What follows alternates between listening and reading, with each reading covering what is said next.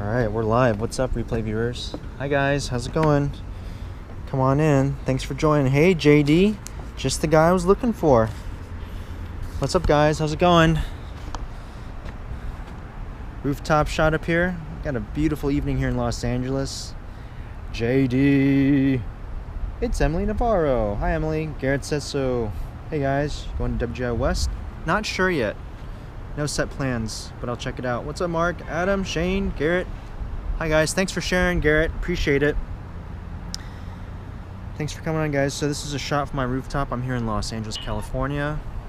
You can see that the sun is just about to start setting. Let me set this down for just a moment. I've been experimenting with the GoPro situation today. And learned a lot. There's still a bit of a learning curve going on here.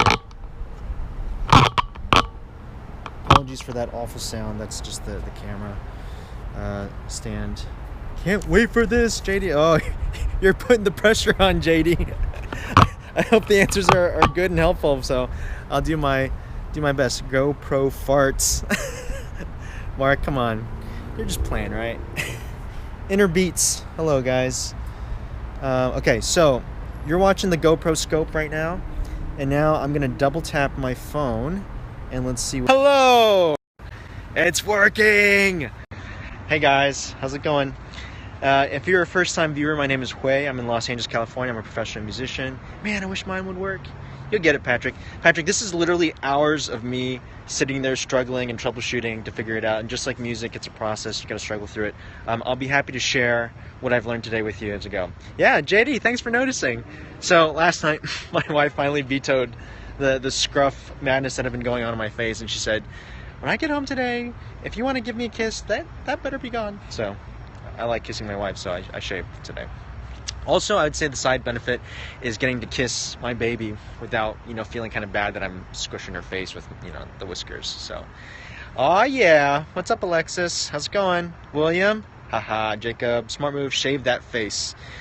Yeah, I think, the main thing is I just look, I think I look a little older when I've got this thing going on. I look younger when I don't have it going on, so, mix it up. The main thing is I don't have to teach this week anywhere, so this is my opportunity to just kind of, be a bum and not shave, so. All right, guys, well, let's see. I'm going to move. So right now, tell me if you think, does it seem like the sound is coming from the phone microphone? Like, I'm going to move away from the GoPro just a little bit. Not too far away that doesn't disconnect. But does it sound like I'm really close to you guys? Yes, okay, good. So now I'm going to turn the GoPro around so you don't have to hear that terrible creaking from the GoPro. Okay, so you guys can see the setup I've got going on here. Here's the GoPro. This is the GorillaPod stand that I use. Here's LA. All right, now I'm going to double tap. Boom! Is this working? Guys, I am so excited. I can't tell you, it seems really simple, but literally it's like so many hours of me sitting here going, what is happening? Why does this not work? All right, I'm gonna go one step further. Check this out. So now, I'm gonna take this, got my Joby Pod set up here. Here's the phone so I can see the comments and the hearts, and they go like this. And we are on, guys. Woo. Oh God. I feel like I need to sit down for a second. I can confirm he's risky. What if it falls over? Hey, live life on the edge. All right, victory. What is that show called? Entourage. Johnny Drama. Okay, so here's the game plan, guys. Here's my thing that I'm working on now. I want to keep these scopes to kind of a set amount of time so that, I could talk forever, and you guys are very nice to sit here and entertain me as I talk. This is an advancement in something. Gotta just get the biscuit. So what I want to do is kind of set a schedule for how much time I have to talk. So it's 7:20 now. Let's say, how much time do you guys have? Like 15 minutes, 20 minutes? I'm going to say 15 to 25 because I have a feeling these questions are going to go a little bit longer. And you guys might have some follow-up questions also all night. You guys are too nice. Okay. So, let's get into it, all right? So, I thought today's scope could be, first off, the form that I set up on my website. If you guys haven't heard about it yet, I set up an Ask Huei form on my website because I was getting just tons of questions coming through direct message on Instagram, which is awesome. If you found me on Instagram, it's at Huei-Yuan. Really enjoyed all those messages, but what I was starting to get worried about was I started to miss some questions because they were just coming in too fast. So what did I do? I built a form on my website. If you want to go to my website, which is just huei-yuan.com, there's a Google form where you can input your information and write your question. And if it's a question that I think I can provide an answer for, then I'll answer it. So after looking at the questions, they've been coming in great. First of all, very impressed with how thoughtful these questions have been that you guys have asked. And I think I'm just going to choose 2 to start with, since this is the first official Ask Huei session. Wow, this is kind of a big deal, guys. This is the very first one. Pat, thanks for jumping back in. And those of you guys who are sharing and tapping hearts right now, I do appreciate that. I go back usually and I look at the hearts to see who's participating and who I can offer value to. So if you're tapping on the screen, thank you very much. I guess it's on this side because it's the GoPro. Thank you for those hearts. And then also, your book, you guys have to be tuned on the drop my phone and disconnect it. Okay, no problem. Hi, Allie, how's it going? And then guys, those of you who are swiping right to share this right now, you can tweet this out, you can share this with your Periscope followers. And if you're a first-time viewer, don't forget to click on the little person, swipe right, and hit follow. All right, so let's jump into it. The first question, so we're talking about majoring in music school, guys.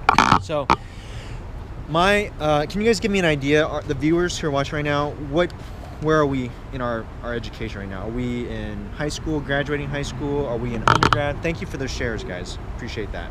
College, freshman in college, high school, freshman in college. Great. All right, middle school, fantastic. So I'm going to give you all the information that I wish I had known when I was about your age, and just kind of the things that I've learned along the way. So right now, I'm 33 now. I'm finishing up my doctorate at USC, the University of Southern California right now, which is why I'm in Los Angeles. I went to undergrad for my music education degree at UT Austin. I'm from Texas originally. I did a music and a performance degree. Then I went on to Northwestern in Chicago and did my master's degree in percussion performance because I wanted to be a percussion professor at a university. That was my game plan.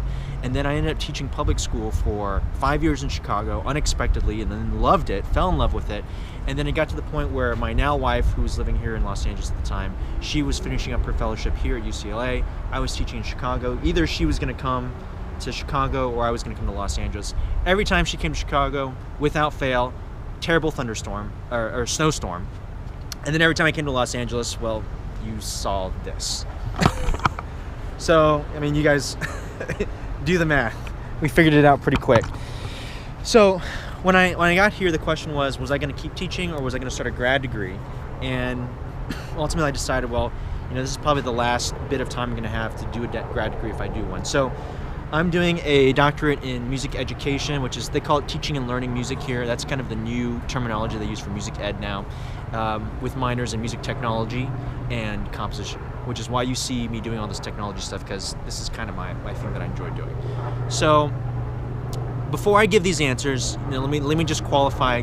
These are just my opinions, my thoughts. By no means are these the absolute, this is the only correct answer. I'm just sharing with you the experiences that I've had, and hopefully you can draw some relations from that. Okay, so here we go. Question number 1, JD, this is for you, bud. JD says, hi, I'm 16 from Mississippi, sophomore in high school. I want to major in music. My dream school is North Texas, excellent percussion program, and I'm already working on going there. My question is, would I have a better chance by being able to play 4 mallets, or could I get by with 2 mallets?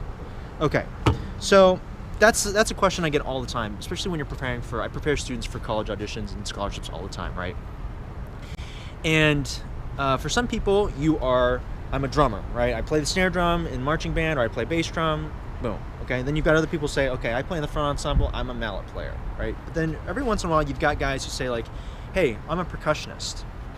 Let me give you the story from my perspective. When I went to Northwestern, at that point, I had marched drum corps. I played a lot of concert, classical percussion. I went to Northwestern to study specifically with Michael Burritt, who's now the director of winds and percussion at Eastman School of Music.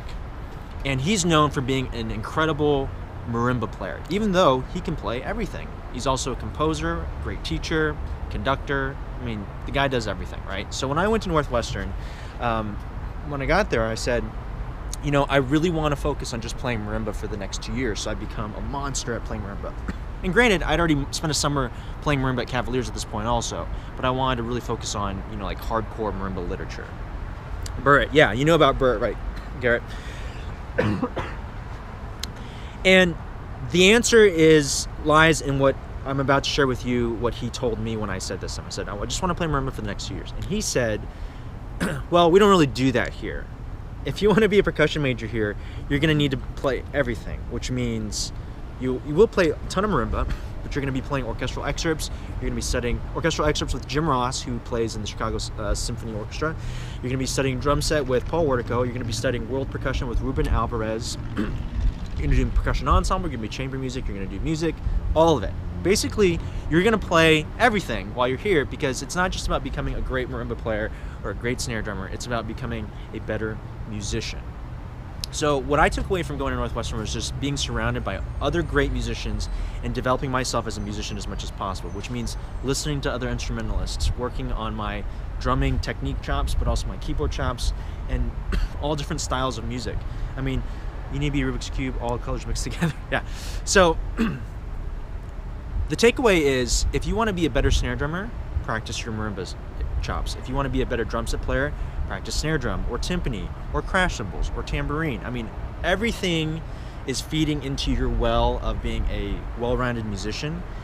And JD, I promise I'm going to get to your answer here in just a second.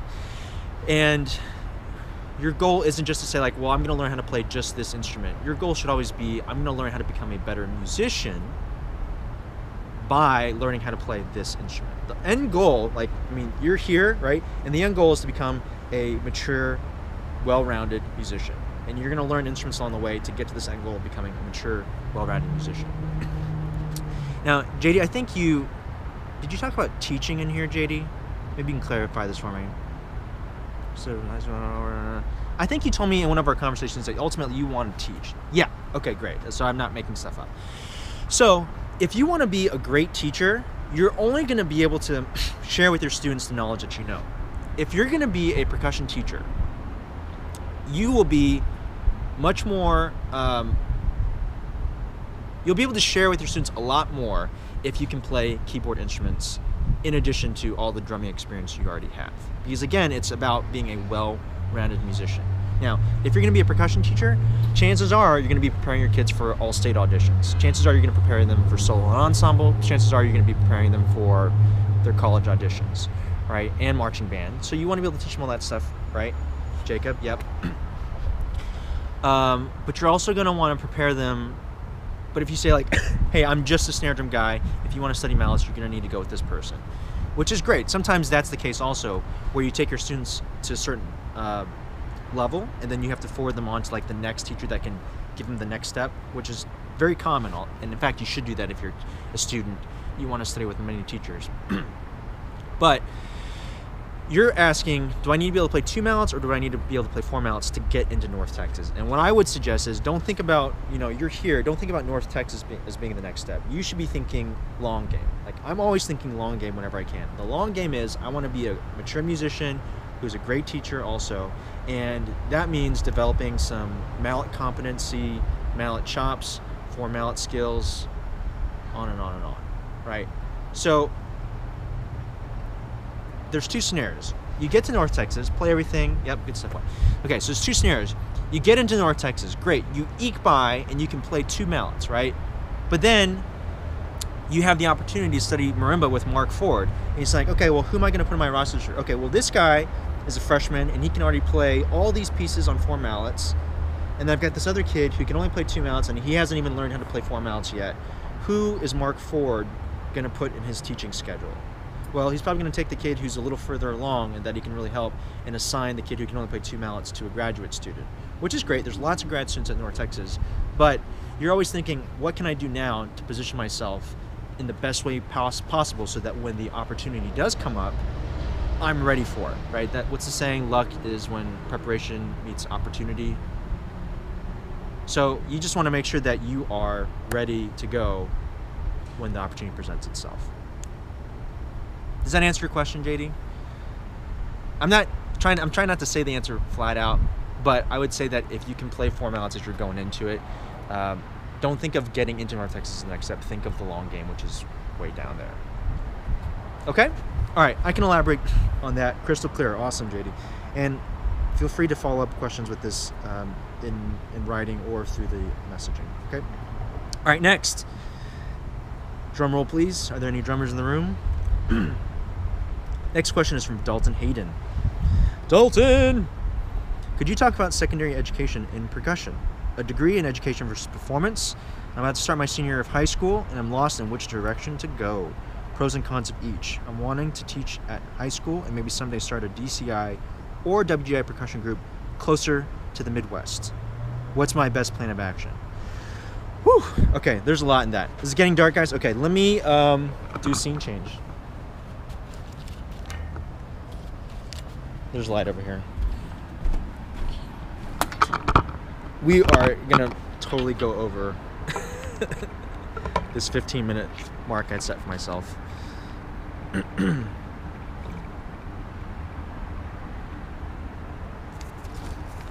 All right. Dalton, my man, this is a fantastic question, and this is one of the questions for both Dalton and JD. I was blown away. I mean, you guys are in high school and you're already so thoughtful with your questions. How do you win world-class finals? You play clean, and you have to have a good show design. Probably show design, and play clean. Oh God, where did those questions go? Scrolling. Technology, don't fail me. All right, here we go. No.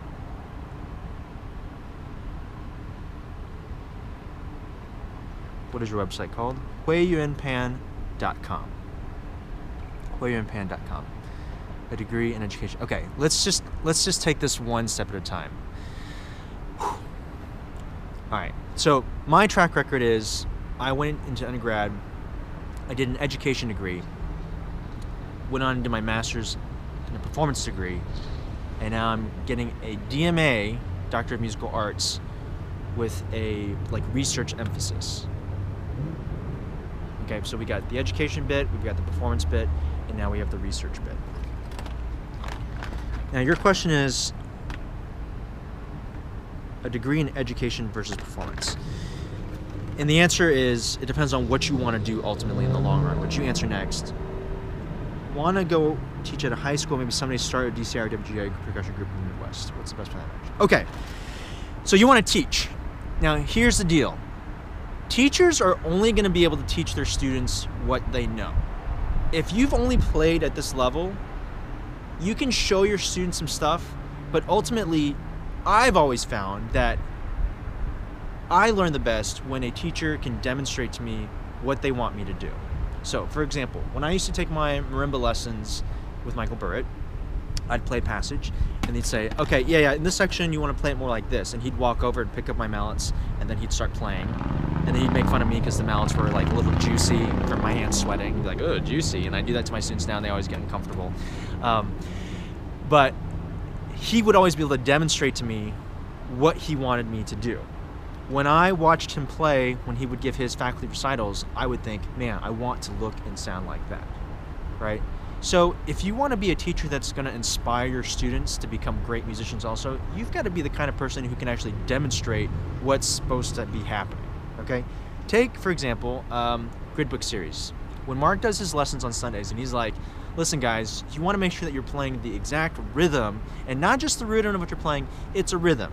And then he demonstrates it for you. He says, hey, you want to make sure you practice with the metronome. And then he demonstrates it for you with the metronome. That is so powerful to see the teacher do what it is that you want the student to be able to do. We call that modeling in teaching speak. Teachers have to be able to model for their students what they want them to do. And students, your job is to look and sound like your teacher. So if you're watching your teacher play and you're like, that sounds... you need to find a new teacher. It sounds kind of rough, but you want to surround yourself around other musicians who are awesome, and so you can sound like them. Does that make sense? There's another part to this question that I want to answer. Pros and cons of each. So we're going to talk ed versus performance. start your group, what's my best plan of action? Okay, so why did I choose to do an education degree? I actually didn't start off as a music major when I started undergrad. I started off as an electrical engineering major, you know, like stereotypical Asian family, dad, doctor, engineer, like your straight ahead Asian profession, right? Boo! Is there gonna be a recap later? A replay later? Yeah, you can catch this on the replay if you get a bail, man. I started off as an engineering major, and then I decided my sophomore year, this is a much longer story, but the deal is I switched into becoming a music major because that's what I really wanted to do. And the question was, do I do a performance degree or do I do an education degree? Now, the only difference between the ed degree and the performance degree was that the ed majors took more academic classes. And they did a teaching practicum at the end, where they student taught for a semester, and at the end they finished with a piece of paper or certificate that said, hey, I'm certified to teach in schools, I know how to work with students, and I'm certified to teach in schools. Okay. Now at the time I thought, okay, if I again, remember, I'm trying to become a percussion professor at this point, and I'm thinking, well, just in case I do need to teach, in the meantime, I'll have the piece of paper that I can fall back on and teach if I need to teach. And I was still able to practice and play as much as the performance majors. Now, in fact, I took all those extra academic classes and I practiced just as much, if not more, than the other performance majors, right? And the idea is, well, if you take less academic classes, then you'll have more time to practice.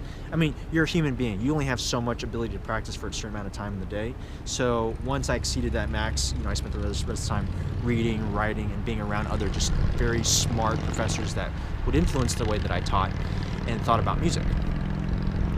So what I learned from going from my undergrad to my master's degree was a lot of my friends didn't have that piece of paper. And even though I didn't want to teach at the time coming out of undergrad, when I finished my master's, I ended up wanting to teach and having an opportunity present itself, a very great opportunity to teach at a school. And if I hadn't had that piece of paper, I've seen some of my friends have to scramble and get, what do they call it, it's like emergency certification to teach. And really a lot of times, the powerhouse schools, they're not looking for people who are having to scramble to get that teaching certificate. They're looking for people who already have the teaching degree. So if you know you're going to teach for sure, then you definitely need to do the education degree for your undergrad to get that piece of paper. I mean, it's so silly in some ways, in other ways, like, it makes sense, but you definitely need that piece of paper. Would performance be more credible for gigs? No. Good question, and the answer is no. Do you know who wins the audition for the CSO or for the LA Phil when it opens up? The guy who can play the best. Do you know who gets called up for a gig when someone needs someone to fill in for the drum set gig that night? The guy who knows the bass player who's getting called in, who's an awesome player and is also a nice person. What it comes down to is, like, if you want performance gigs, you just need to be a badass player, and you need to be a nice person, and you need to have a wide professional network. Those are probably the first three things that come to mind when you're doing these things. Connections. Can you get a master's in teaching if you get an undergrad in something else? Yes. Send in a question. When meantime, if you can answer it. Yep, Garrett, I will. Yes. Okay, so here's another game. So for me, I did an undergrad in teaching because just in case I wanted to teach, and then I did a master's in playing. And the master's in performance, that is your opportunity for me, where, like, I didn't talk to anybody, I didn't do anything. Basically, for literally like 10 hours every day for 2 years, I just practiced my brains out, like in a practice room. That's when I got my marimba, and I'd practice at home. And I mean, I was just like eat, sleep, breathe, percussion, chamber music, percussion ensemble, new music, orchestra, wind ensemble. I mean, just eat, sleep, breathe, percussion for 2 years straight. And that's when I saw, like, this tremendous growth in my own development as a musician. Now, my friend Mark, on the other hand, who's also an amazing teacher, this is not Gridbook Mark, but another Mark from Chicago. Gridbook Mark is also an amazing musician, but Chicago Mark, a friend that I taught with when I was in Chicago, he did the opposite. He did an undergrad degree in jazz performance, and then he went back and he got his master's degree in education. So he ended up with a piece of paper also, And the advantage for that, I think, is you're just much more mature when you go back as a master's student than when you're an undergrad. I mean, like now when I come back as a doctoral student and I see the undergrads and the masters walking around, it's like 5 years of teaching experience under your belt just changes your whole perspective on what you're doing, what you need to be doing, what you need to be learning. I have a much clearer idea of what I need to be learning right now and what I don't have time for. I mean, because it's just too much stuff to do. So if you know you want to teach, definitely you need the piece of paper at some point. But you've got to figure out if you want to become a monster performer at the same time, because again, you have to be a certain caliber of musician if you want your students to aspire to be that kind of player. You've got to be able to demonstrate what you want them to do. If you can, I'd recommend a dual performance and education degree as an undergrad, and then if you're able to, go on to get the master's degree in performance. A quick note, and this is like a much longer discussion, but I've got to move on to the next bit, which is be careful about taking out too much student loans to go study music, because I mean the fact of the matter, guys, is that music is not a profession that is going to pay a ton right when you get out of school. So I see a lot of people who are going to school and they're taking out like $40,000, $50,000 a year to go to school, and I just have very strong reservations about taking out that much money in order to go to school to study. Like if you were going to make like six-figure salary right out of the gate as a investment banker or a doctor or a lawyer, yeah, maybe. But like I said, this is a much longer conversation. We can talk more about this later. Okay. Yeah, Garrett, Jacob, you guys know. Jacob, what year are you in right now, Jacob?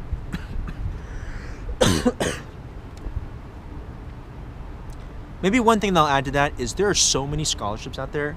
You should be applying for every scholarship under the sun, to the point I had a friend in undergrad who was getting paid to go to college because he had so much scholarship money, and you just got to put the work in it and make it happen. Okay, all right, guys. There's 8 of us left in the room. This is basically me ranting. Thank you for those of you who are still tapping the hearts. I thought I'd try this first one out over Periscope. Eventually this might move to a YouTube format. I'm not sure what the best way to do this is yet. Maybe you guys can offer me some feedback via direct message or my website.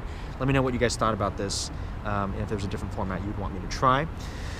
A couple of things that are coming up. First off, lesson replays. I just posted that on YouTube. I'm going to post a few more videos up later tonight of like some unboxing stuff that I did earlier this week, and also tonight I'm going to post the handout for Sunday's lesson. Sunday's lesson, which is happening at 7 p.m. Central, 5 p.m. Pacific time, is over the double stroke roll. No problem, Jordan. Thanks for checking in. I'll see you later. Sunday's lesson, 7 p.m. Central, 5 p.m. Pacific time, over the double stroke roll. If you already know how to play double stroke roll, fantastic. If you don't know how to play double stroke roll, I'm gonna start you from the very beginning. But for the mature players, I've also got some advanced ideas for you on how you should approach your double stroke roll. A very specific technique I learned my first year of Marching Cavaliers that I use when I play my double stroke rolls. You're gonna want to tune in for that. That handout I'll post up later tonight on my website. And again, the replay and the information for those handouts is hueyuanpan.com/periscope/lesson number 6, like lesson 5, which is this coming Sunday. If you go to my website, guys, you'll see all the links for this stuff in there. And it's also in the bio link of my Periscope. If you swipe right after this and you type it in, it says hueyuanpan.com/periscope. Okay? All right, here's the last thing, guys. There's 2 more things. I've got, I don't know if you guys have been following the Instagram. Will you get to more questions? I will. I'm not going to do more questions for this session, Garrett, just because, as you can see, they take a lot longer to answer, and I need to get better at answering these faster and more succinctly, which I'll work on. But if you send me those questions in, Garrett, I will answer them in a future broadcast. Last time I checked, I have a package coming from Clearwater, Florida. It was in New Jersey on Wednesday, and it's on its route. If you're following me on Instagram, you also see that some other packages have been arriving as well. You're going to want to stay tuned for those. If you haven't found me on Instagram yet, go check it out, at Huei-Yuan. Hit the follow button, and there's going to be an announcement for some stuff coming out very soon, so check that out. Also, it's St. Patty's sale weekend for grid book series, so if you haven't checked those out yet, if you're thinking about getting some grid books, they've got some nice bundles going on right now. Okay, last thing. This is probably the most for fun part. Tomorrow, I'm meeting my friend Devin for lunch. Some of you may know Devin. Yeah, JD, you got one. Awesome. You may know Devin. Devin just finished marching with... Wait, I'm going to say this wrong now. Rhythm X. Last WGI season. He's not marching with him right now, but he's out here doing a internship with, I think, Johnson & Johnson right now. But he marched last season with Rhythm X. The season before that, he marched Bluecoats in, I want to say 14. No, in 15, because he marched Phantom Regiment in 13-14, which is where I know Devin from. He was in the line, in the snare line, and he was the center in 13-14 when I was teaching there. Went on to march Coats in 15, marched Rhythm X. He's the center at Michigan. Anyway, he's an all-around badass drummer, really nice guy. And tomorrow we're meeting for lunch, and I thought, if you guys were interested in this, and let me know what you think in the comments here. If you're interested, I thought I might have him jump on a scope with me tomorrow and just take some questions for those of you who are interested in WGI, DCI. And he's not a music major, so what is it like to not be a music major but still be into those activities? Garrett says so. Yes. JD, dude, please do it. Rudimental 3000. Yes. Jacob, yes. Okay, all right, guys. So we're meeting for lunch tomorrow at like around noon. We'll eat one, so maybe like 1 or 2 o'clock tomorrow afternoon my time, which is like 4 or 5 o'clock Central. Just be on the lookout for that. And we want to make sure we get a big audience in there for Devin, because it'll probably, I'm guessing it's going to be his first Periscope, and we just want to make sure we have a good turnout for him, okay? So that'll be fun. All right, guys, any outgoing questions? Man, I really appreciate that the hearts are still going here, guys, like you guys are tapping. My new technique is I used to do this, but I found that with my new phone, I turn it horizontal, and I tap on either side like this, and I just do like a timpani roll at 9 o'clock and 3 o'clock. That seems to work pretty well when I'm giving hearts. So thank you for those hearts, guys. If you haven't shared yet, if you wouldn't mind swiping right and sharing this with your followers and your Twitter account, I would very much appreciate that. If you haven't followed, make sure that you follow. And I think that's it. Sweet cast tonight, Garrett? Yeah, no problem, Garrett. Thanks. This was fun. What I'm finding is that these impromptu casts, they're fun, you know, and I like just checking in with you guys. And I saw a lot of cool stuff on the scope today. Also, I saw Pat, he was grading some Buzz stuff, and I met Roman, he was doing something also. So, Carl, the scope is just about to end, bud, but you can catch the replay. Everyone say hi to Carl. You should do a scope of tambourine technique. Awesome. Yeah, Jacob, you're welcome, JD. If you've got more, send in more questions, okay? Jacob, if you put a thing in that, like there's a Periscope lesson form also, and you talk about tambourine technique, I am like this close to starting up some marimba lessons, because I've had a couple people message about that. I think Stockton talked about triple laterals, and there's a few other things. So if you're interested in some marimba stuff, Jacob, yeah, okay, you'd be into that. Cool. Jacob, enjoyed your scopes too, man. You're going back to the snare drum fundamental stuff. That was some good stuff. I watched the replay. Carl is driving. Oh, it's Tammy. Hey, Tammy, how's it going? Tell Carl to stop scoping when he's driving in the car. He's going to get hurt. And we care about you, Carl, so don't do that. All right, guys. Outgoing hearts, thank you very much. I'm exiting in 10 seconds. Look for another scope tomorrow afternoon around 4 or 5 o'clock Central. Okay? All right. Bye, guys. Have a good night. Thanks for checking in. See ya. Hey guys, thanks so much for watching that video. Trying this new format where I answer your questions based off of my experience, and we'll try it. We'll see if it turns into a series or not. If you enjoyed it or you found the content helpful, don't forget to click follow or subscribe up top. And then of course you want to make sure you share it with your friends if you have other people who you think this might be helpful for as well. Okay? Watch some more videos, poke around on the YouTube page, and of course you can find me here, here, and on Periscope, which is where this broadcast originated from, for live videos that you can actually interact with. Okay? All right, guys. Thanks very much. Have a great day. See ya.